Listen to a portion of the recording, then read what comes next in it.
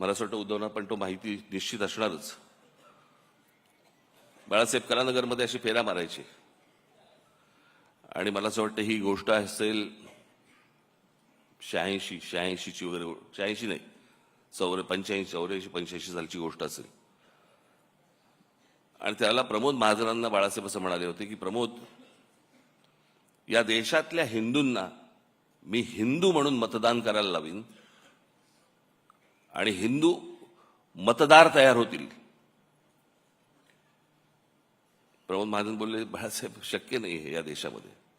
ते बोलले, तू बाळासाहेब मला ओळखत नाहीस. आणि बाळासाहेबांनी या देशामध्ये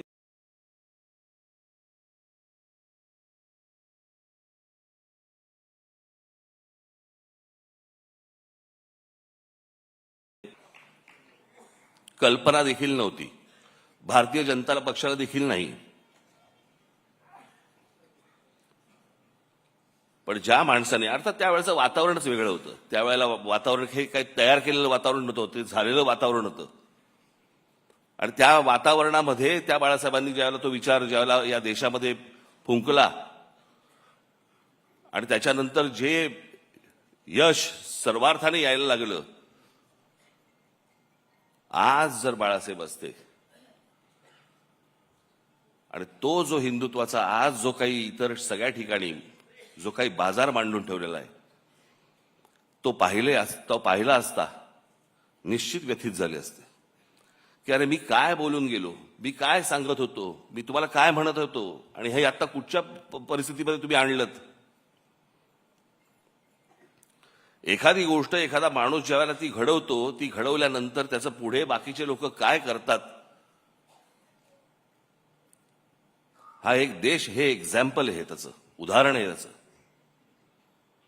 पण मला असं वाटतं की बाळासाहेबांनी ज्या तडफेने, ज्या निष्ठेने ते विचार जे मांडले, खास करून महाराष्ट्रामध्ये मराठी माणसाबद्दलची मांडले,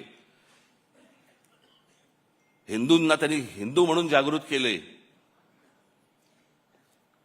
पण दुसऱ्यांचे वाभाडे काढण्यासाठी नव्हे, स्वतःच्या स्वाभिमानासाठी उभे केले. मला असं वाटतं की तो स्वाभिमान, ते प्रेम आपण सतत सगळेजण जागृत ठेवू, अशी एक मला आशा अपेक्षा आहे. हे वर्ष बाळासाहेबांचं जन्मशताब्दी वर्ष आहे. आज सुरुवात होते. मलाही काही कल्पना सुचतील, मला असं वाटतं उद्धवनाही सुचतील, तुम्हालाही काही सुचतील. मला असं वाटतं की एक येणाऱ्या पिढ्यांसाठी एक आदर्श असं एक वर्ष आपण लोकांसमोर ठेवू, आणू आणि त्यांच्यासमोर आपण बाळासाहेब काय होते हे मांडण्याचा आपण जास्तीत जास्त चांगला प्रयत्न आपण याच्यापुढे करूया. आज मला या कार्यक्रमाच्या निमित्ताने मला इथे बोलवलं त्याबद्दल मी अत्यंत आपला आभारी आहे. धन्यवाद. जय हिंद, जय महाराष्ट्र.